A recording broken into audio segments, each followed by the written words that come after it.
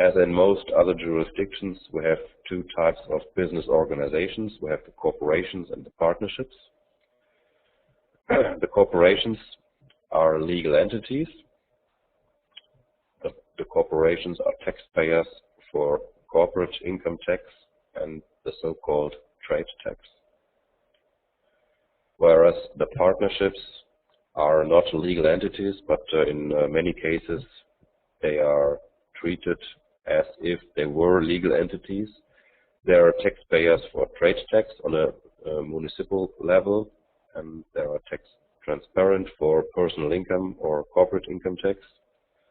But they are very, very broadly used for both domestic and international tax planning.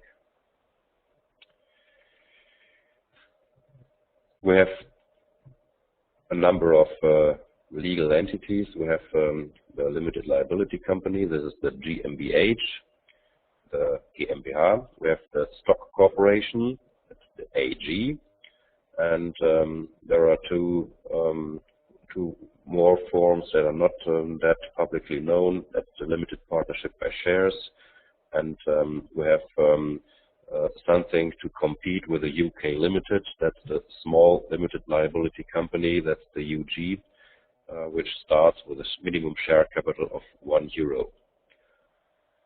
On the other hand, the partnerships are listed on the right side: the general partnership, the business partnership, and the limited partnership. But the most important form is the GmbH and Co. KG.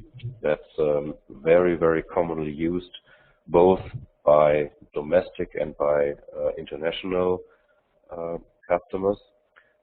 And I think this is something quite special in Germany. This very, very long-term GmbH and Co. KG. This is a partnership with a corporate being the general partner, and this is the most common form for inbound investments. We have on the one hand the GmbH, but on the other hand the KG structure, which works very, very fine when it comes to cross-border investments into Germany.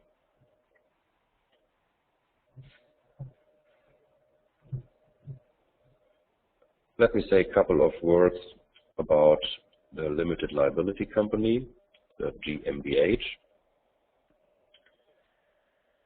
That's the most common form for corporate structures.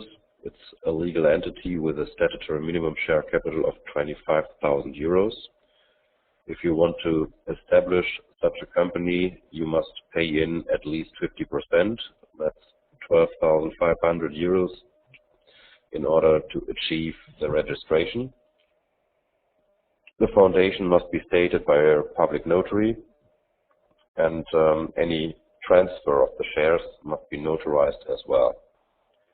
So this is sometimes a little cumbersome if you have any shareholder overseas, and if the shareholder wants to transfer the GmbH shares, then you have to take care of the proper legal form.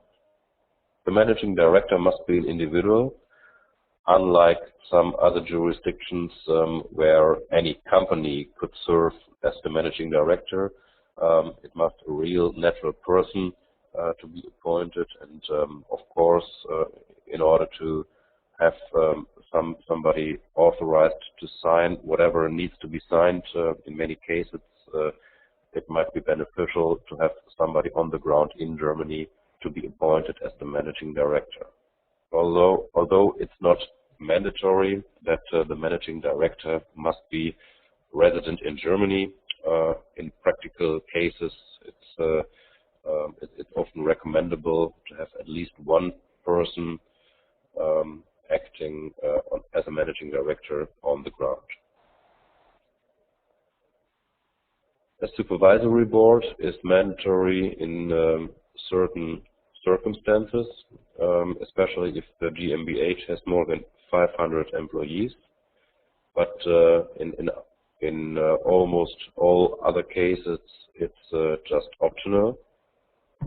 And the shareholders, I think this is pretty clear, the shareholders' resolutions are taken at shareholders' meetings, but those meetings do not need to be held in Germany, and the articles of association can stipulate how the voting process must be done. And of course, you can agree on any form of telecommunication. If the shareholder cannot be present, then it can be arranged that all sorts of voting by telefax, internet, video conferencing, whatever, will be acceptable according to the articles. The GmbH is generally speaking very, very flexible. It's the preferred